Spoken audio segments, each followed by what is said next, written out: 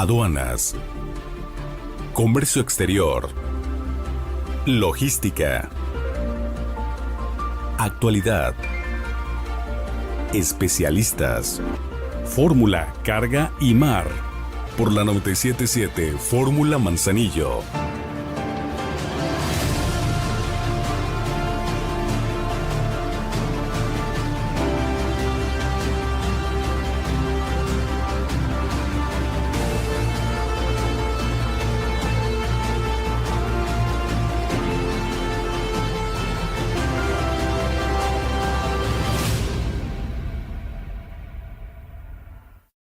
Hola, mi nombre es Michelle y hoy les vengo a hablar un poco sobre el comercio exterior y sobre las ventajas de que asistan a este tipo de eventos para poder agarrar socios comerciales. ¿Qué es el comercio exterior?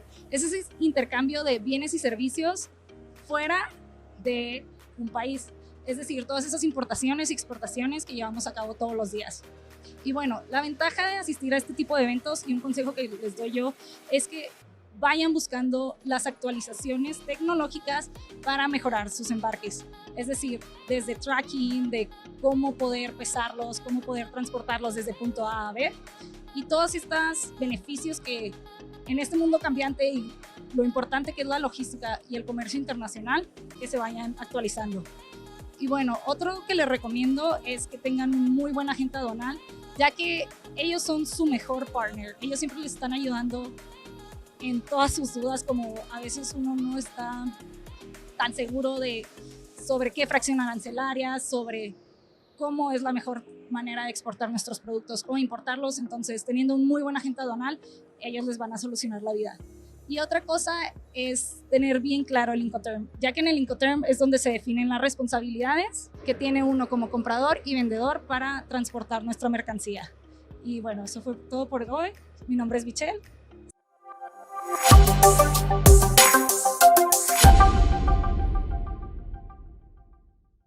El primer puerto de Latinoamérica. El puerto de Veracruz, en México, es considerado como uno de los puertos comerciales más importantes de América. Tan solo en 2022, registró movimientos de carga de 34 millones de toneladas de productos. Entre las mercancías que más se movilizan a través de este puerto están los contenedores, productos agrícolas a granel, minerales, hidrocarburos, maquinaria y automóviles. Por su conexión con ferrovías y carreteras, el puerto de Veracruz es fundamental para la exportación de productos ensamblados en los parques industriales de las regiones centro y sur de México. En la actualidad, el puerto de Veracruz vive una radical transformación de toda su infraestructura, con la que se busca movilizar hasta 95 millones de toneladas de carga. De esta manera, el de Veracruz se convertirá en el segundo puerto más importante de América Latina y el Caribe, con conexiones a 150 puertos del mundo. ¿Por qué el puerto de Veracruz ha sido clave para la historia de México? ¿En qué consisten las obras de ampliación que están revolucionando la capacidad del puerto? Los puertos marítimos de México. México es un lugar estratégico para la exportación e importación de productos a través de puertos marítimos, ya que tiene salidas tanto al Océano Pacífico y Atlántico y al Mar Caribe. En México existen 117 puertos marítimos, distribuidos a lo largo de sus 11.122 kilómetros de costa. De esos 117 puertos, 65 son de uso comercial, mientras que 52 son puertos deportivos, pesqueros y turísticos para la llegada de cruceros. En las costas del Océano Pacífico existen 62 puertos marítimos. Los más importantes son el puerto de Manzanillo, en el estado de Colima, el puerto de Lázaro Cárdenas, en el estado de Michoacán, el puerto de Acapulco, en el estado de Guerrero, y el puerto de Ensenada, en Baja California. El puerto de Manzanillo es el más importante de México en términos de volumen de carga. De acuerdo con datos de la Secretaría de Infraestructura, Comunicaciones y Transportes, en 2022, este puerto movilizó el 42% de los contenedores cargados en México. En cifras exactas, eso representa 3.463.852 de unidades TEUs. El 23% de la mercancía importada por México y el 18% de su exportación se mueven a través de este puerto.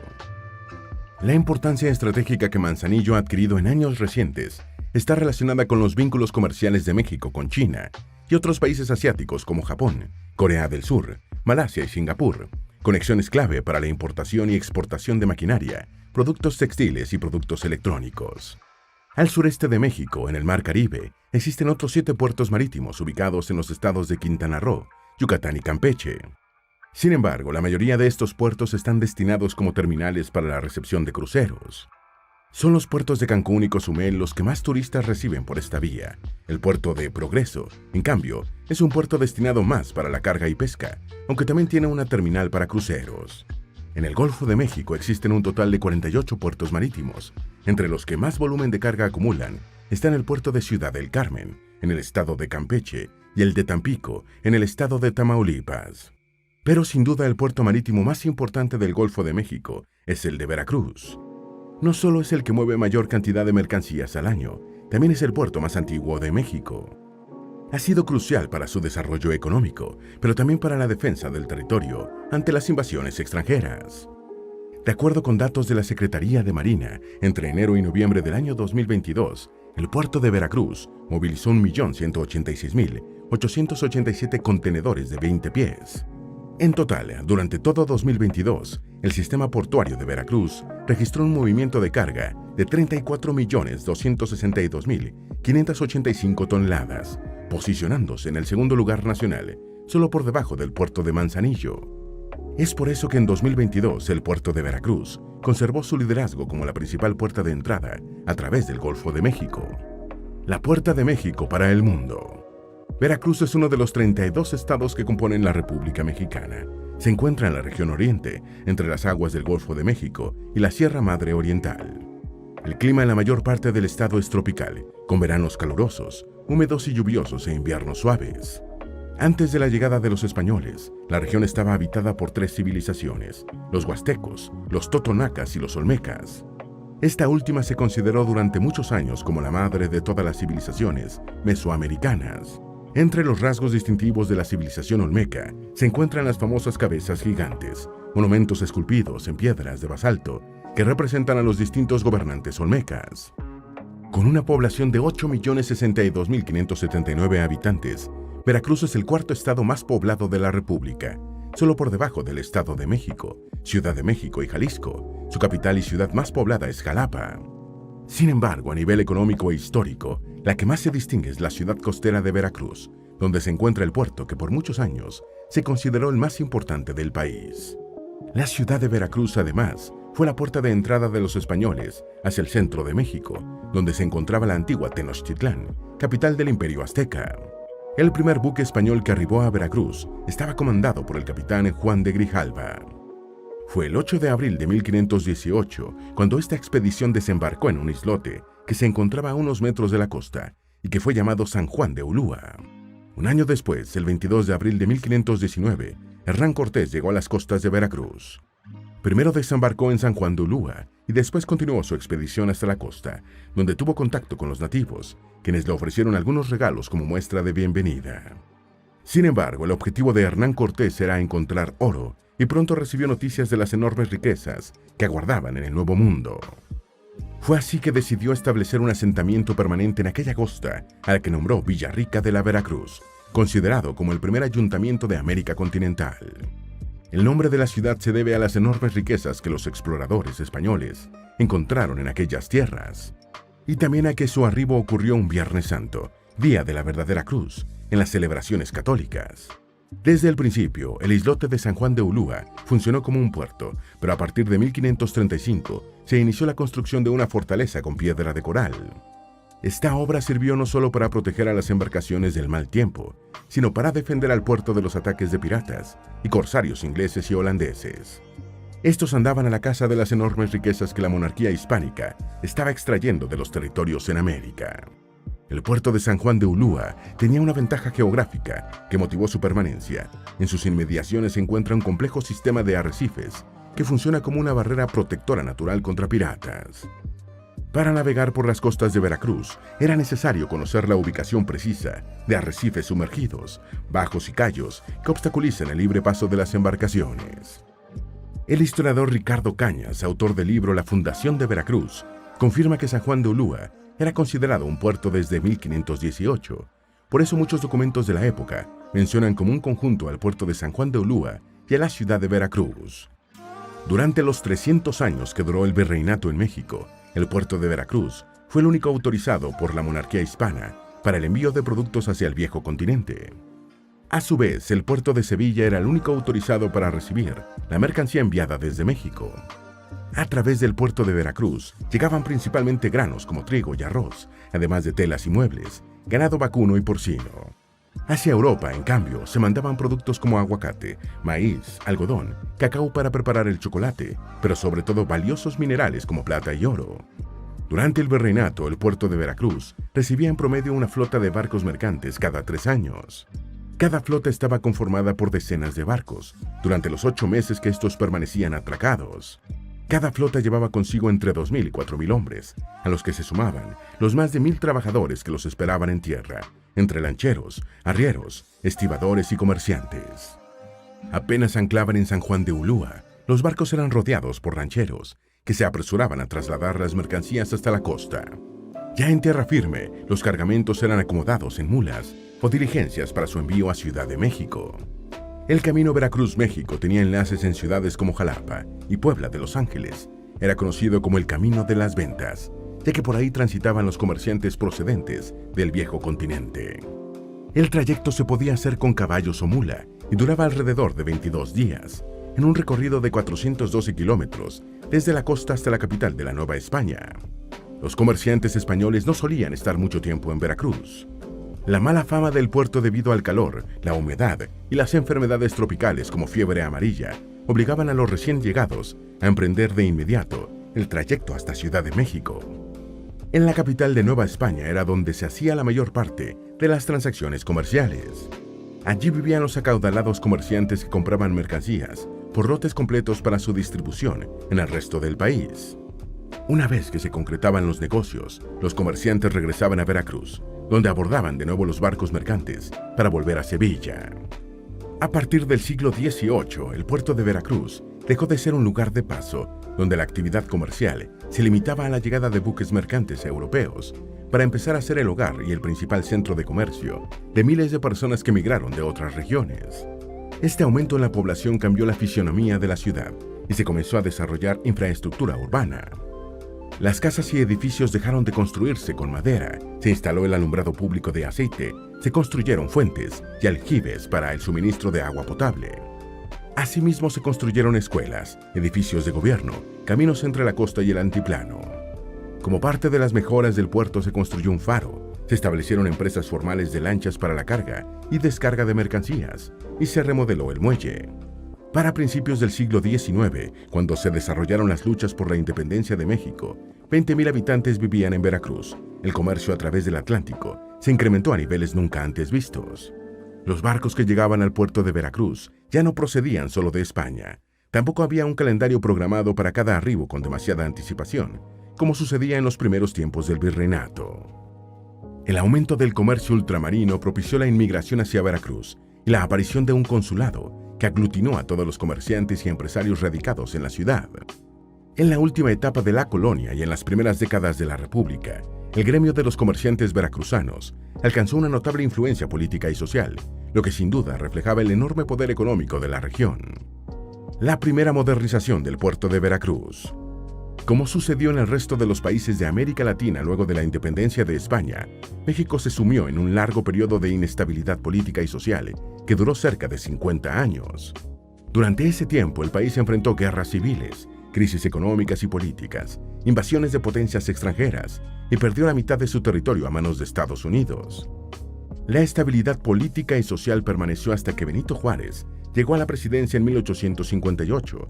Considerado el primer presidente indígena de América Latina, Juárez concretó la formación de México como una república. En materia de infraestructura, su gobierno impulsó distintas obras para lograr la conectividad de todo el país, por lo que comenzaron a construirse nuevos caminos, puentes y se amplió la red ferroviaria. En México, la historia ferrocarrilera comenzó en 1850, cuando se inauguraron los primeros 13 kilómetros de vías que conectaban el puerto de Veracruz con el municipio de Pánuco. En 1869, durante la segunda presidencia de Juárez, se inauguró el tramo ferrocarrilero que partía de la Ciudad de México a la ciudad de Puebla. Para 1873, se completó el trayecto desde Puebla hasta el puerto de Veracruz. Pero el impulso más importante que tuvieron los ferrocarriles y los puertos comerciales en México llegó con el gobierno del presidente Porfirio Díaz. El proyecto político de los liberales incluía la visión de una nación próspera, moderna en materia económica y con estabilidad interna. La máxima de los positivistas era orden y progreso, y esa fue la bandera que acompañó los primeros gobiernos de Porfirio Díaz, quien permaneció en el poder durante 30 años. Ese proceso de modernización no podía dejar fuera la consolidación del sistema ferroviario para comunicar los puertos en los principales centros económicos del país, así como la construcción de nuevos puertos y la remodelación de los ya existentes. En esos planes el puerto de Veracruz desempeñaba un papel fundamental. Fue el propio Porfirio Díaz quien en 1882 inauguró el inicio de las obras para la modernización del puerto de Veracruz. ¿Qué había en el puerto para finales del siglo XIX?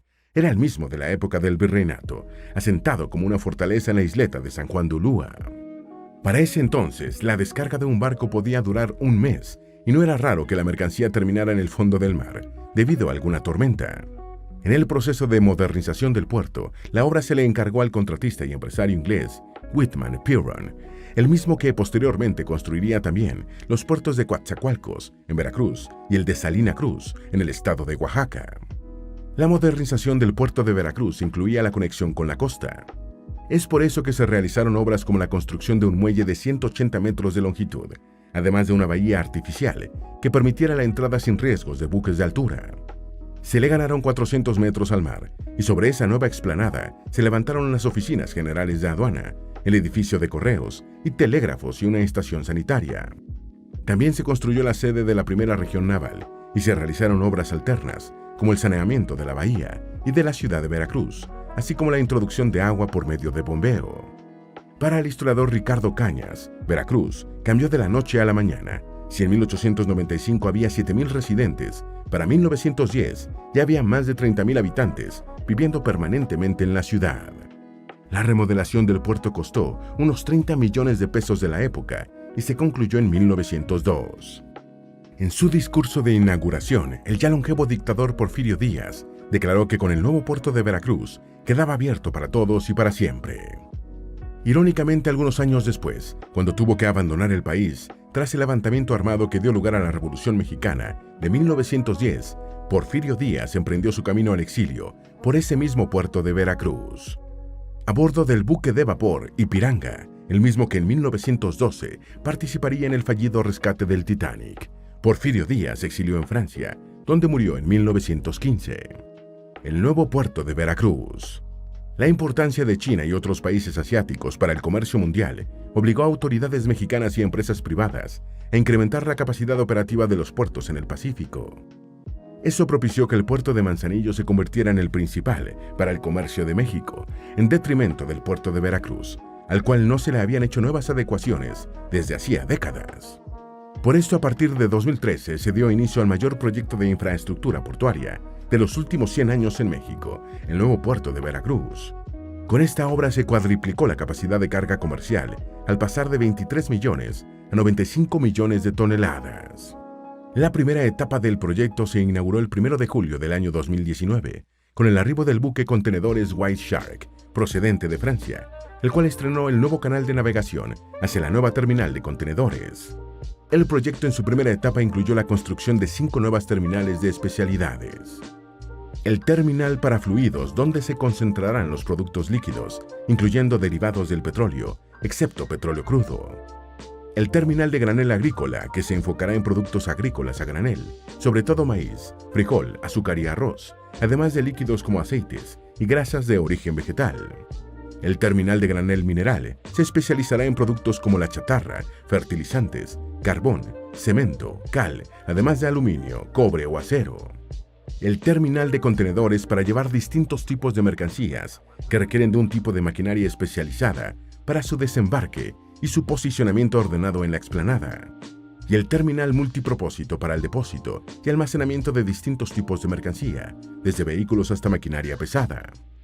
Además de las terminales se construyó el rompeolas, el cual alcanza los 4.245 metros de longitud. Es el más largo de Latinoamérica, por encima de la escollera del Puerto Colón, en Panamá, y del puerto de San Antonio, en Chile.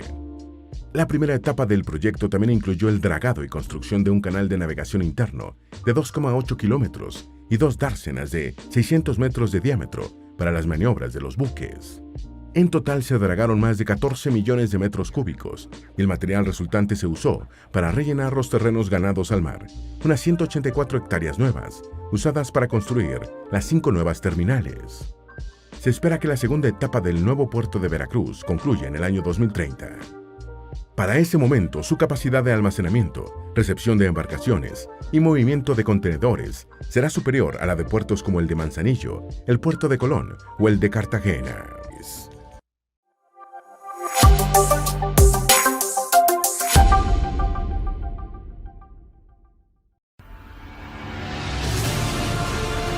Fórmula, carga y mar. Transmitimos en vivo y en directo a todo el estado de Colima por la 977 Fórmula Manzanillo y para el mundo por nuestras redes sociales. México tiene la capacidad para crecer de manera más acelerada. Y en Ferromex tenemos la fuerza para contribuir con ese crecimiento. Hemos más que duplicado nuestra capacidad operativa hasta alcanzar los 51,000 millones de toneladas kilómetro que movemos al año de forma segura, profesional y eficiente. Desde que Grupo México ganó la licitación para operar por 50 años la red más extensa del sistema ferroviario, hemos invertido más de 62,500 millones de pesos para modernizar la infraestructura, aumentar nuestras capacidades de carga y mejorar el servicio y tiempos de entrega. Todo esto en beneficio de grandes y pequeños usuarios, contribuyendo así con el desarrollo del país. El transporte ferroviario ayuda a reducir considerablemente la contaminación, ya que un solo tren equivale a más de 300 camiones que circulan por la red carretera, consiguiendo también reducir el tráfico vehicular y el número de accidentes carreteros. Ferromex, la fuerza que mueve a México. Estos son los tipos de trenes que hay en Ferromex. Comenzaremos enlistándolos por orden alfabético, tal cual como se clasifican. El primero de todos ellos es el tren automotriz. Está conformado totalmente o en su mayoría por los llamados autoracks o también conocidos como periqueras. Son carros con dimensiones bastante grandes que transportan automóviles. Pueden ser de 2 o 3 niveles para aumentar su capacidad. Son utilizados para industrias como General Motors, Mazda, Honda, Nissan y Volkswagen. Actualmente suelen manejar entre 50 y 60 carros y son llevados por una o máximo 2 locomotoras, pues su tonelaje no es elevado. Un ejemplo de este tren es el automotriz Mazatlán-Romo, desde el puerto de Mazatlán hasta la planta de Nissan en Aguascalientes. Continuamos con el carrusel. Este es curioso por el nombre, pero ya les explico. Es un tipo de tren unitario, es decir, todos sus carros son de un solo tipo. En este caso son tolvas agrícolas que provienen desde Estados Unidos, enviados ya sea por BNSF o por Union Pacific. Y se llaman así pues todo el tren se carga en un origen en Estados Unidos y se descarga en una sola industria en México, sin ser desarmado y con un tiempo de descarga bastante rápido para que vaya ida y vuelta. Es por ello que recibe el nombre de carrusel. Por lo mismo, estos son los trenes que suelen traer locomotoras extranjeras, pues vienen del gabacho. Son trenes pesados que manejan entre 12,000 y 14,000 toneladas, requiriendo regularmente de 4 locomotoras, 2 al frente y 2 en potencia distribuida.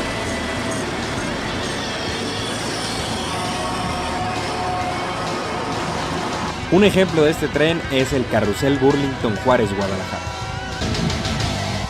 Seguimos con el directo. Los trenes directos son trenes mixtos que transportan todo tipo de flete de un patio a otro sin hacer movimientos. Por lo mismo, la carga, longitud y tonelaje varía mucho según el servicio, pero existen muchos trenes directos. Un ejemplo de ellos es el directo México-Irapuato. El Fierrero es quizá el tren más pesado de Ferromex. No parece, pues es un tren unitario que maneja solamente góndolas que aparentan ser carros pequeños, pero es que manejan un mineral llamado PEL, que es bastante pesado. Se traslada a las industrias fundidoras. Suelen manejar más de 100 carros cargados con 14,000 toneladas aproximadamente, requiriendo en algunos tramos hasta de 6 locomotoras en formación 2+2+2 o 4 en zonas como el Bajío, donde no hay tanta exigencia en cuanto a pendientes y curvas. Cuando va vacío maneja un tonelaje muy bajo y solo requiere de una locomotora. Un ejemplo de un fierrero es el Manzanillo Monterrey.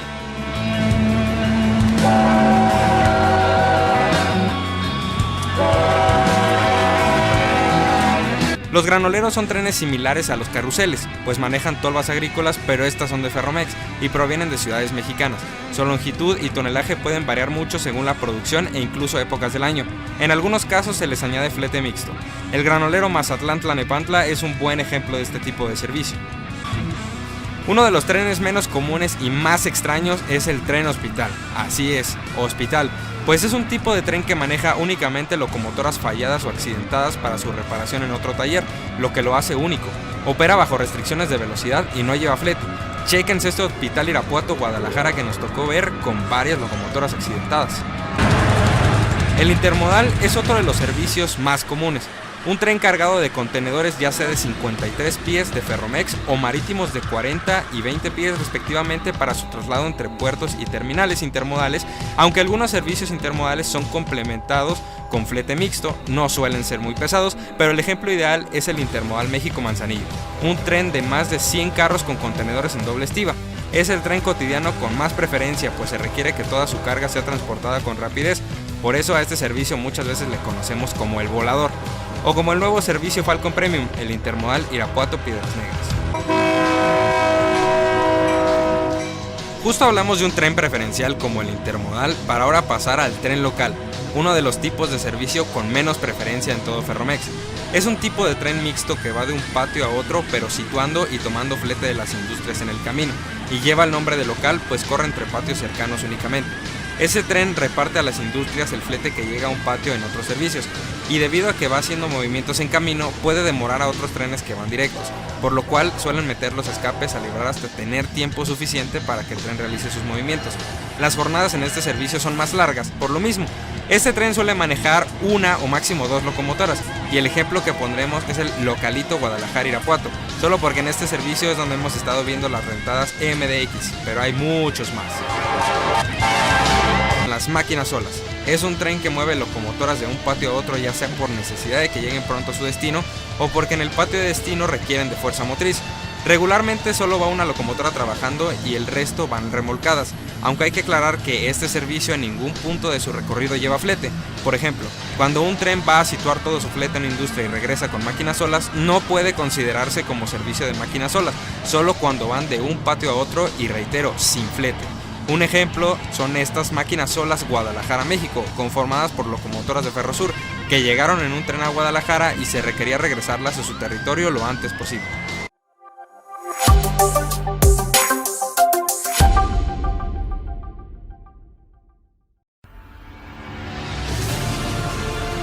Fórmula, carga y mar.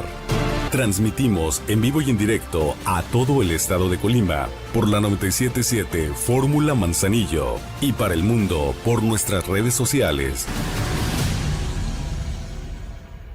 En el Istmo de Tehuantepec se está llevando a cabo el proyecto del corredor interoceánico del Istmo de Tehuantepec, que es la continuación de un proyecto que nació desde el Porfiriato, cuando el general Díaz inauguró los puertos de Coatzacoalcos en Veracruz, de Salina Cruz en Oaxaca, el ferrocarril que conectaba ambos lados para llevar y traer mercancía del Pacífico hacia la costa este de los Estados Unidos. Ahora, a más de 100 años de que aquella estrategia resultara frustrada, el plan se retoma con la esperanza de conectar con el último de los grandes proyectos de la administración del presidente López Obrador. Como parte de este proyecto está la modernización y ampliación de los puertos de Salina Cruz y Coatzacoalcos. La modernización de los puertos considera 15 obras, se han concluido 4 en Coatzacoalcos y Pajaritos, así como los módulos del muelle del terminal de usos múltiples en Salina Cruz. Está en marcha el rompeolas oeste, en coordinación con la Secretaría de Marina. Estas obras, además del cruce interoceánico, permitirá que las mercancías generadas y transformadas en la región lleguen en condiciones más competitivas a los mercados. Puerto de Salina Cruz. La modernización del puerto de Salina Cruz es un proyecto de infraestructura de gran envergadura que busca transformar este puerto en un importante centro logístico para México y América Latina. El proyecto incluye la construcción de nuevos muelles, la ampliación de la infraestructura existente y la mejora de los servicios portuarios. El puerto de Salina Cruz contará con una escollera de 1.600 metros y será el más profundo de América, con 24 metros de calado, con lo que va a poder albergar barcos de más de 22.000 contenedores y buquetanques de 2 millones de barriles, es decir, los más grandes del mundo. El proyecto está siendo liderado por la Secretaría de Marina Armada de México, SEMAR, y tiene un costo estimado de 100.000 millones de pesos. Tiene una superficie total de 150.64 hectáreas, de las cuales 71.39 la conforman los canales de acceso, una dársena y las zonas de atraque. 79.25 corresponden a la zona denominada terrestre y 14.23 hectáreas más de reserva, que pueden considerarse para futuros desarrollos de áreas logísticas, así como para la ampliación de la infraestructura destinada al manejo de carga contenerizada. Desde el punto de vista del manejo de carga comercial, Salina Cruz es un puerto regional. Sin embargo, por el alcance del abasto de combustibles que se realiza a través de él, puede calificarse como un puerto de importancia nacional. Salina Cruz participa con el 5% de la carga transportada por vía marítima en el país. A través de él, Pemex abastece de combustibles a los estados del litoral del Pacífico. Asimismo, vía Salina Cruz, las empresas y consumidores de la región realizan sus exportaciones e importaciones en intercambios comerciales con los estados de dicho litoral, así como con Estados Unidos, Europa, Japón y China, entre otros países, con los cuales se comercian productos en contenedores, carga general, carga de proyecto, así como agrícola y mineral. Las ventajas que el puerto ofrece le han permitido participar en las rutas comerciales del Pacífico, en las cuales participan puertos como Manzanillo, Lázaro Cárdenas, Los Ángeles, Long Beach, Puerto Quetzal y Panamá, entre otros. La modernización del puerto de Salina Cruz tendrá un impacto significativo en la economía de Oaxaca y México. El puerto se convertirá en un importante centro de exportación e importación de mercancías, lo que generará nuevos empleos y oportunidades de inversión. En el caso de Salina Cruz, aquí tenemos dos puertos. El puerto original, que es un puerto que tiene una profundidad de 14 metros en su canal de navegación, y aquí estamos desarrollando una terminal de usos múltiples que se está licitando de manera hermanada con el de Coatzacoalcos. En Salina Cruz se está construyendo un nuevo puerto. Este nuevo puerto es un puerto de muchas capacidades, tiene una profundidad en la entrada de 24 metros, tendrá una profundidad en muelles de 23, para ello tendrá una terminal especializada de contenedores que nos dará la capacidad para 1.400.000 contenedores al año, y va a contar también con un acceso ferroviario y con un acceso carretero. Este nuevo puerto tendrá capacidades para la conectividad tanto nacional como internacional y para traer las cargas de Asia hacia la costa este de los Estados Unidos. Puerto de Coatzacoalcos. Se estima que la terminal especializada de contenedores en los primeros 2 años de operatividad y mantenimiento alcance un costo aproximado de $5 millones. La terminal especializada de contenedores tiene como eje al corredor multimodal interoceánico, por lo que aprovechará la disposición del Istmo para competir con los mercados internacionales de movilización de bienes a través del uso combinado de diversos medios de transporte. La construcción de la obra en el municipio de Veracruz es para aprovechar la posición del Istmo, así como competir en los mercados mundiales en la movilización de bienes entre los puertos de Coatzacoalcos en Veracruz y Salina Cruz en Oaxaca.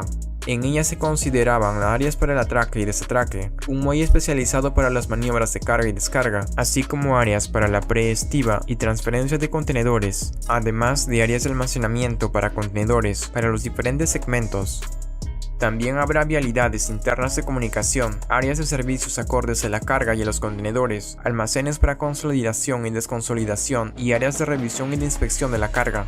Uno de los objetivos de la Administración Portuaria Integral de Coatzacoalcos es desarrollar la infraestructura y equipamiento portuario para incrementar la productividad y eficiencia, así como funcionar como un nodo logístico para el corredor interoceánico Istmo de Tehuantepec. Esta Administración Portuaria Integral se considera el tercer puerto comercial más importante de México, ya que efectúa uno de los mayores movimientos de carga total en el país, y es el único a nivel nacional que cuenta con el servicio especializado de ferrobuques.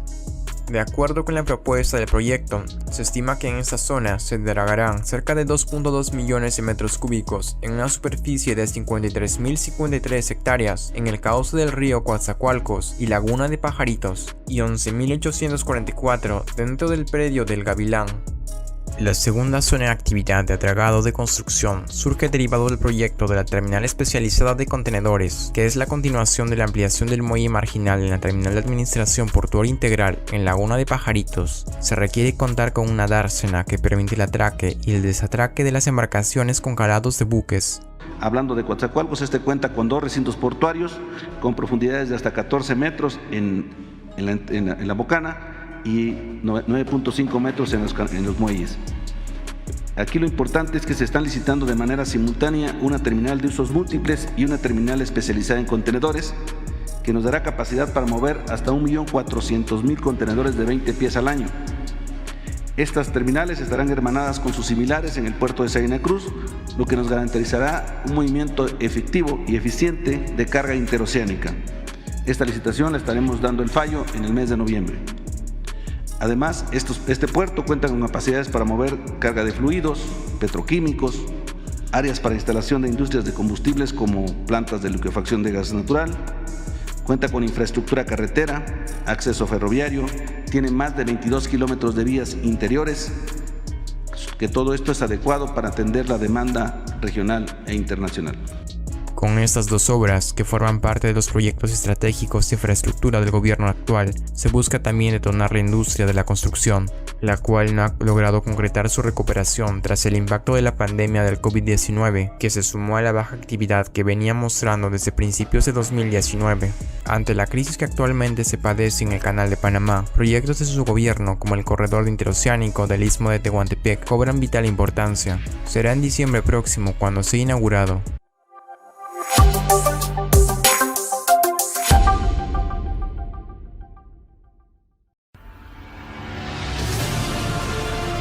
Fórmula, carga y mar. Transmitimos en vivo y en directo a todo el estado de Colima por la 977 Fórmula Manzanillo y para el mundo por nuestras redes sociales.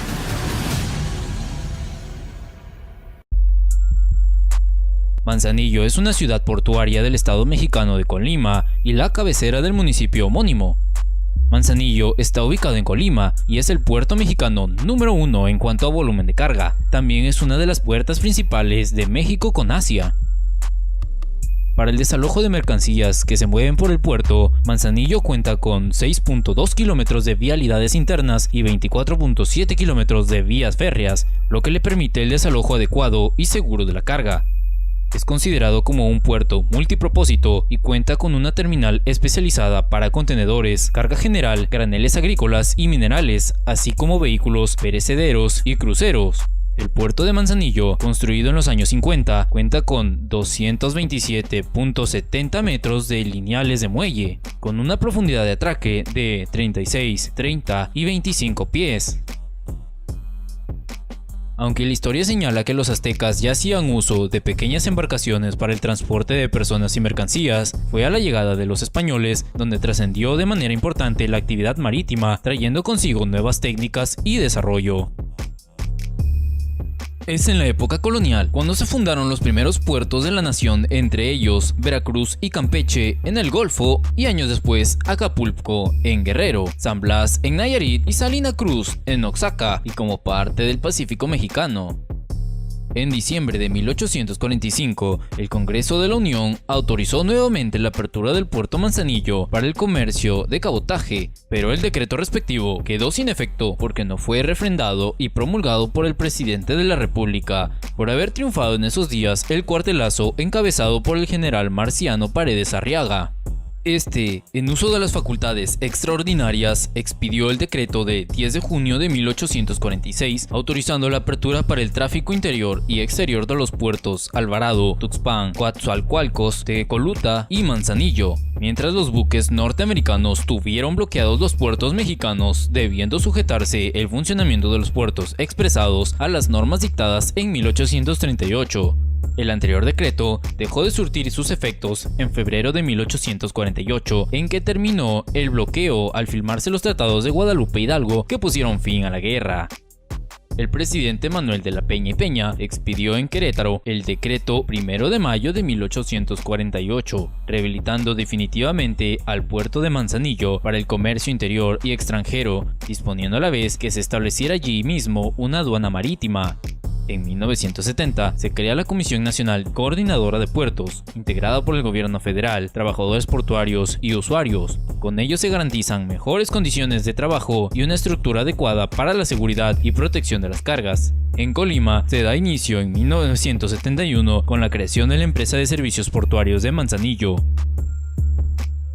En 1989 se crea Puertos Mexicanos como un órgano capaz de contar con los recursos generados, recaudando los derechos por el uso de la infraestructura portuaria.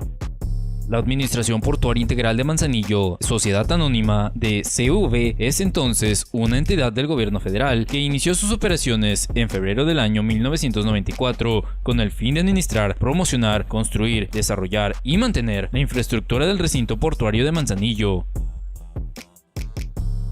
Desde 1993 a la fecha, Manzanillo ha sido un puerto sobresaliente en México, creciendo constantemente y hoy por hoy es el principal puerto del país. Se registró el movimiento de 3.379.438 de TEUs.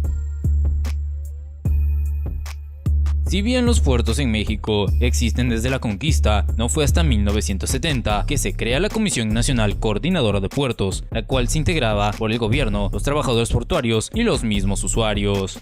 Y fue hasta 1993 donde es operada por la Administración Portuaria Integral de Manzanillo.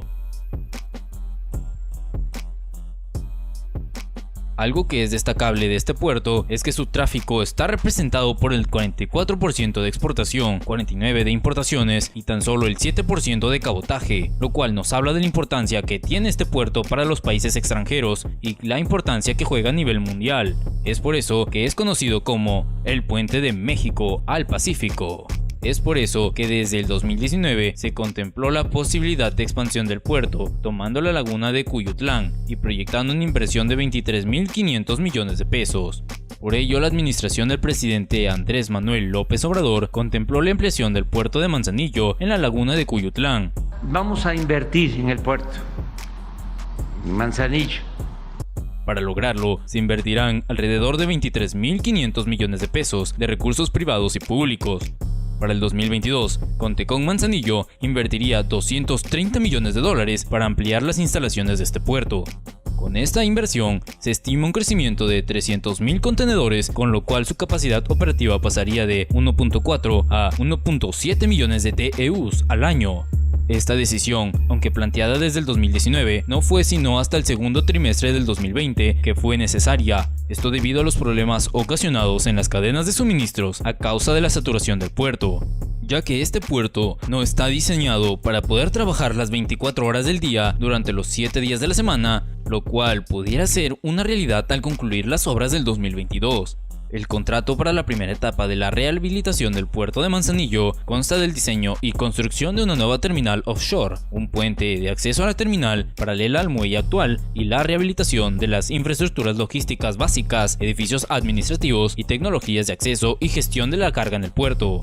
El proyecto de ampliación incluye la construcción de 4 nuevas terminales, una especializada de contenedores con capacidad para movilizar 1.75 millones de TEU al año, otra para granel agrícola, una más para granel mineral y una especializada para hidrocarburos. El proyecto también contempla construir ahí un complejo industrial con astillero, zona franca, generadoras eléctricas y depósitos de gas natural. El programa contempla que la construcción comience en febrero del año 2023, si todo sale bien. Su ejecución se tomará 18 meses, terminando en junio del 2024. El puerto se posiciona como la principal entrada para el manejo de mercancías en el comercio internacional de la zona centro y bajo del país, lo que representa a su vez el 67% del PBI del país y donde se radica el 55% de la población nacional. Es además la principal entrada de contenedores con una participación del 68% en el Pacífico mexicano y el 46% en todo el país. El puerto de Manzanillo atrae una importante cantidad de inversiones privadas, nacionales y extranjeras, lo que incrementa su capacidad instalada. Los estados sobre los que tienen influencia son Aguascalientes, Coahuila, Colima, Ciudad de México, Durango, Estado de México, Guanajuato, Hidalgo, Jalisco, Michoacán, Morelos, Nayarit, Nuevo León, Querétaro, San Luis Potosí, Tamaulipas y Zacatecas. Su zona de influencia internacional está orientada hacia la costa oeste del continente americano y la cuenca del Pacífico, en donde se destacan Estados Unidos, Canadá, Guatemala, Colombia, Ecuador y Chile.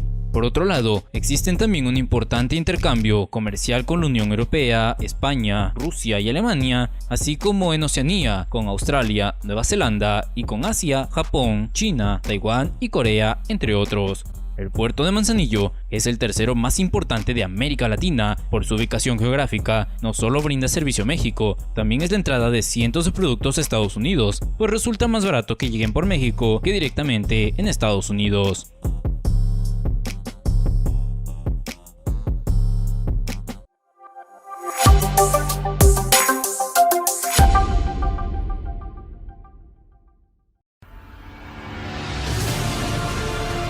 Fórmula, Carga y Mar. Transmitimos en vivo y en directo a todo el estado de Colima por la 977 Fórmula Manzanillo y para el mundo por nuestras redes sociales. Y lo importante aquí es dar un mejor servicio para nuestros clientes y podamos captar más trabajo pues, para todos en general, ¿no? Es para nuestro sindicato, para nosotros como empresa.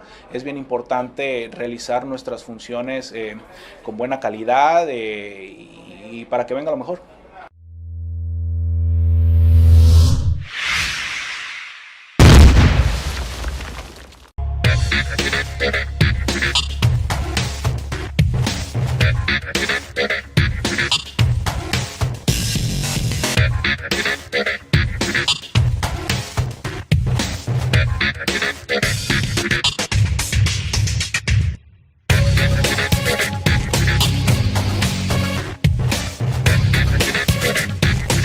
En Manzanillo tiene sus inicios por el año 1995, cuando existe la asociación entre la empresa TMM en ese entonces con SCA México.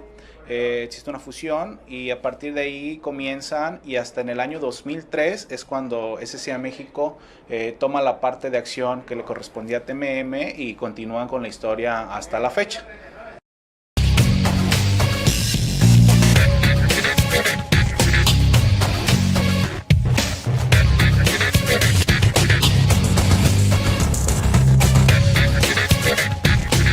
Contamos con alrededor de 1.200 trabajadores, de los cuales 600 son trabajadores de base, son basificados, y 600 son trabajadores eventuales.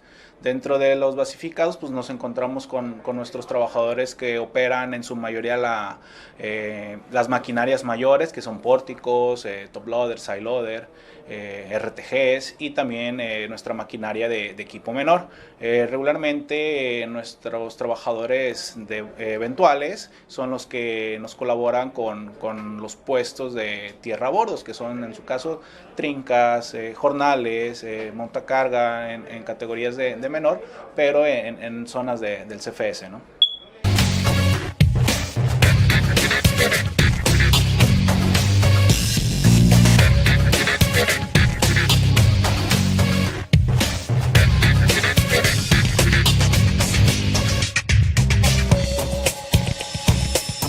Dentro de la misión es el ofrecer a nuestros clientes servicios de maniobras portuarias con calidad y con buen servicio, ¿no? Dentro de nuestra visión, pues nos vemos como siendo la empresa número 1 dentro del país, obviamente garantizando el cuidado a nuestro personal, a su seguridad, a las instalaciones, nuestro equipo de trabajo, las mercancías y realizando nuestras maniobras con calidad, buscando generar confianza a nuestros clientes y poder continuar trabajando de la mano, ¿no? Dentro de nuestros valores, la lealtad, el respeto, responsabilidad, son valores que caracterizan mucho a nuestra gente y a nuestra fuerza de trabajo.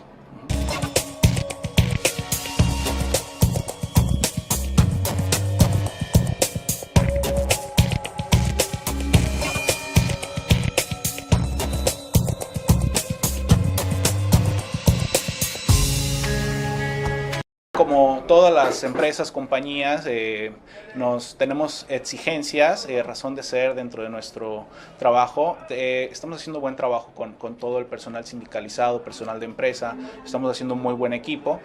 Productividades, tenemos objetivos de 32 movimientos por hora, y eso es lo que nos vamos midiendo para ser mejores cada día, ¿no? Se percibe un muy buen ambiente laboral. Aquí conformamos o trabajamos de la mano tanto sindicato como empresa. Nos vemos prácticamente todos los días, bastantes horas trabajamos y tenemos muy buena relación, cero conflictos, la verdad nos llevamos muy bien. Tenemos bastante comunicación con los directivos, con los secretarios, delegados, comisionados, gente con la que trabajamos día a día de la mano. Reitero, es muy importante la comunicación, la que hemos tenido hasta el día de hoy, y eso nos funciona para tener un buen trabajo, mantener los controles, empujar de la mano y tener y sacar el buen servicio para continuar cosechando lo que en conjunto realizamos, ¿no?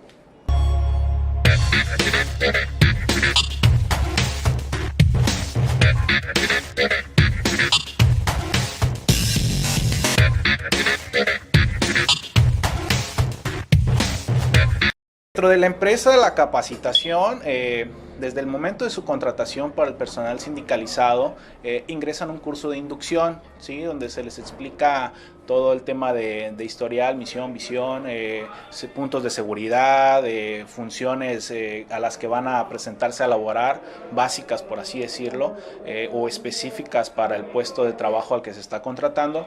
Posterior a eso, continuamos con el desarrollo del personal en base a las necesidades de la empresa y tomamos la experiencia o la expertise de nuestros mismos trabajadores, que son con los que nos apoyamos para instruir al resto del personal, ¿no? Ellos mismos nos apoyan a instruir y de esta forma vamos trabajando de la mano y vamos compartiendo las buenas experiencias, las buenas prácticas para poder desarrollar a la gente nueva, ¿no?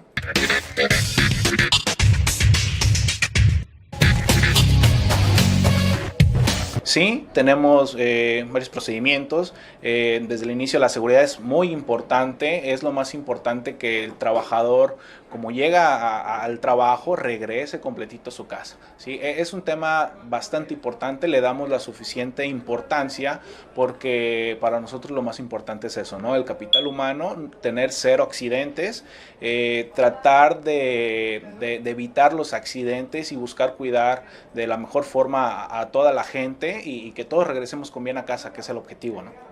Manejamos campañas de concientización para nuestras diferentes habilidades, habilidades de riesgo como por ejemplo el operador de tractocamión que anda las 8 horas o el mayor tiempo de su jornada de trabajo a bordo de una unidad. Constantemente estamos teniendo pláticas preoperativas o pláticas concientización en salas para mostrar eventos pasados, imágenes, buscar que el trabajador hagamos conciencia en conjunto y cuidemos tanto a su persona como a su compañero que va en otra máquina, como al supervisor, cuidarnos todos en conjunto, ¿no? Sí mantenemos esa comunicación con la gente para lograr tener un grado de conciencia y poder venir al trabajo ahora sí que en óptimas condiciones y repito, ¿no? Lo más importante es llegar con bien y regresar con bien a casa. Dentro del equipo de protección personal, desde el inicio se les proporciona lo que es el casco, lo que es el uniforme. Damos dotaciones anuales de uniformes, que es pantalón con reflejante, playera con reflejante, botas. Para habilidades en específico como lo que es trinca, se le proporciona guante de trinca o en caso de los barriers, otra función diferente, guante especial también para sus funciones, ¿no?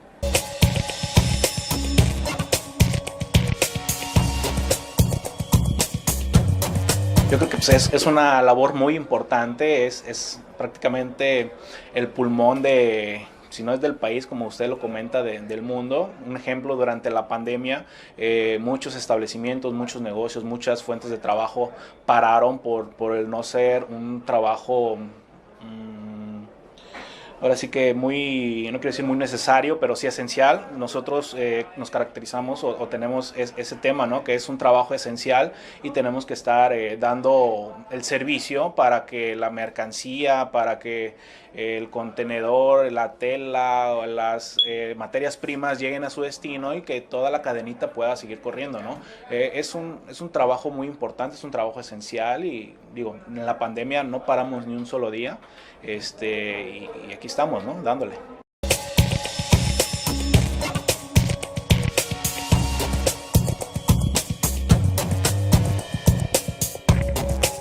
Sigue enfocarnos al tema de la calidad, buscar realizar nuestro trabajo de la mejor forma, manteniendo las buenas prácticas, las experiencias que vamos llevando, compartirlas y lo importante aquí es dar un mejor servicio para nuestros clientes y podamos captar más trabajo pues, para todos en general, ¿no? Es para nuestro sindicato, para nosotros como empresa, es bien importante realizar nuestras funciones con buena calidad y para que venga lo mejor.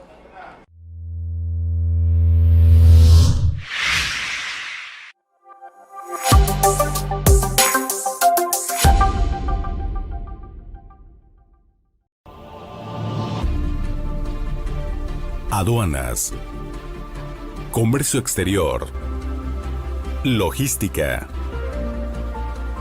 actualidad, especialistas, fórmula, carga y mar, por la 977 Fórmula Manzanillo.